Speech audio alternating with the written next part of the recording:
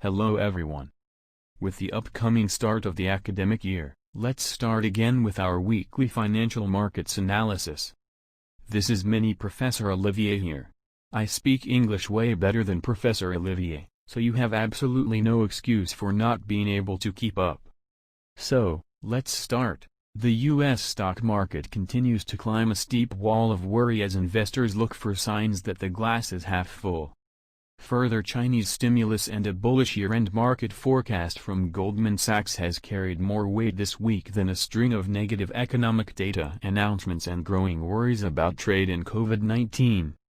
Chinese stocks set the week off on the front foot after the central bank in Beijing injected more than $100 billion of liquidity into the financial system via a medium-term lending facility. That boosted China's CSI 300 index of Shanghai and Shenzhen stocks by 2.4% on Monday and dragged Hong Kong shares higher too. Evidence that the authorities remain committed to doing what is necessary to support economies around the world are part of the case for shares being made by Goldman Sachs, which said this week that it expects the S&P 500 index to end the year at 3,600, nearly 10% up from today's level. The bank's chief U.S. strategist said that share prices should reflect not just the future stream of earnings from companies but also the rate at which those earnings should be discounted back to arrive at a present value. If interest rates and bond yields remain low, then the value of earnings years into the future is higher today because investors can expect their real value to be eroded less by inflation. In a separate note last week, Goldman listed other reasons to be more cheerful about shares. These included the faster-than-expected recovery in GDP since the low point in April in some countries and more optimism about the likelihood of a vaccine being developed earlier than expected next year. The bank also pointed to the effectiveness of low-cost measures like the widespread adoption of masks in public places, making further widespread, and economically damaging, lockdowns less likely. Investors' enthusiasm for U.S. shares is unsurprising given the much stronger performance of Wall Street since the bottom of the pandemic market slump in February and March. The S&P 500 index has clawed back more than 99% of the losses since then, but other major indices, especially those in Europe, have lagged far behind. Italy's MIB index has recovered just over 60% of its losses, with France and the UK doing a little worse at just 59% and 58% respectively. In large part this reflects the makeup of the various markets, with the US benefiting from its exposure to the best-performing sectors like technology and healthcare. Large technology stocks continue to lead the market higher, raising some fears that investors are repeating their love affair with a narrow segment of the market that led to the dot-com bubble and bust 20 years ago. Valuations are not yet at the same high levels, but there are other similarities such as the persistent underperformance of smaller stocks compared with larger ones and the outperformance of the growth investment style over value. There remains plenty to worry about in addition to these historic echoes. Japan this week added to the gloom surrounding last week's UK GDP report, with news that the Japanese economy contracted by 7.8% in the second quarter. This was a record decline for a three-month period. Although better than most of the other big global economies, and less than half the 20% decline recorded in the UK, it was steeper than the falls in South Korea and Taiwan in Asia. Japanese shares fell on Monday on the back of the economic news and again on Tuesday as trade fears added to the nervous tone.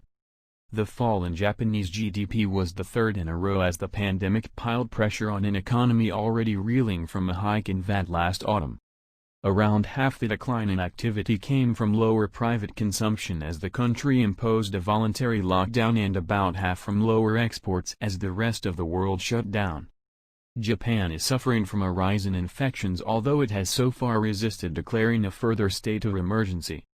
In Europe, the threat of a second wave of infections took its toll on the region's crucial summer holiday tourism season. The UK imposed new quarantine restrictions on travelers from France, affecting tens of thousands of people either already in France or planning to go during the peak holiday season. France is the second biggest holiday destination for British holidaymakers after Spain, where travel is also subject to quarantine measures. COVID-19 is not the only concern for investors at the moment. Many of the things exercising investors' minds before the pandemic are returning to the fore, with trade war fears intensifying this week after Donald Trump raised the stakes in the standoff between Washington and Beijing. Over the weekend, he indicated that he was considering further action against Chinese companies such as e-commerce giant Alibaba just a day after he ordered ByteDance to sell its U.S. TikTok operations within 90 days. The president also ended a waiver for some U.S. companies to continue trading with telecoms group Huawei, a company that the U.S. believes is complicit in Chinese spying on America. The latest escalation in the trade war confirms the rapid deterioration in a relationship between the world's two biggest economies, which has put business concerns ahead of strategic rivalry for more than 4 decades. Having started with trade disputes, the battle has shifted to technology and finance, sweeping more and more parts of the two economies into its grip as a new Cold War develops. The prospect of any improvement in the situation is slim in light of the now bipartisan nature of anti-Chinese feeling in the U.S. Joe Biden is no keener on a rapprochement with Beijing than Donald Trump, so, whoever wins the November presidential election, the pressure will continue. And it is likely to be reciprocated because, since President Xi Jinping took power in 2012, China too has put a newly assertive sovereignty ahead of commercial considerations. The relationship with China is just one aspect of a potential Biden presidency that markets are starting to analyze this week as the first completely virtual Democratic Party convention gets underway. This is the event at which the former Delaware senator will be officially confirmed as the anti-Trump candidate in November's vote. With Biden now well ahead of Trump in the polls, individuals, businesses and particularly investors are starting to look at what his policy agenda might mean. Top of the agenda is tax, where he has promised to undo Donald Trump's tax cuts, raising the top rate of income tax back to 39.6% from 37% and increasing the corporate tax rate from 21% to 28%. He has proposed aligning capital gains tax with income tax for higher earners. In order to push through his tax plan, he will need the Democrats to take back control of the Senate, especially if he is to divert the extra money raised to more infrastructure spending, notably green infrastructure. When it comes to Wall Street and the financial services industry, which has benefited from deregulation under Donald Trump, there is relief that Biden is not as progressive as his former opponent in the race for the nomination, Elizabeth Warren. However, the Massachusetts senator is expected to wield significant influence and may even appear in a Biden cabinet. On technology, another target of Warren's, Biden has called for Amazon to pay more tax and to repeal a law that gives social media companies protection from libel cases based on content uploaded by users. When it comes to the energy sector, a Biden presidency would mark a significant shift from the current administration, with a much greater focus on decarbonizing the energy system, including a $2 trillion plan to add renewable generation capacity, to electrify much of the transport system and to research greener technologies to replace fossil fuel-generated power. On foreign policy, a shift to the Democrats would represent a return to a greater integration of the U.S. into the global system, closer relations with Europe and other allies, rejoining the Paris Climate Accord and restarting nuclear talks with Iran. On immigration, Biden has pledged to reverse many of Trump's more restrictive policies. So, there is plenty to play for, and the next 3 months will be dominated by U.S. politics as they always are at this point of the 4-year presidential cycle. Back to Europe and the UK, politics is also back on the agenda with the clock ticking down on the Brexit negotiations between the UK and the EU. This week attention is focused on financial services, with the European Commission warning the City of London that it still may not know by the end of this year, when Brexit proper finally arrives and Britain's financial services passport expires, whether it will have access to the EU's 27 other markets as one unified bloc.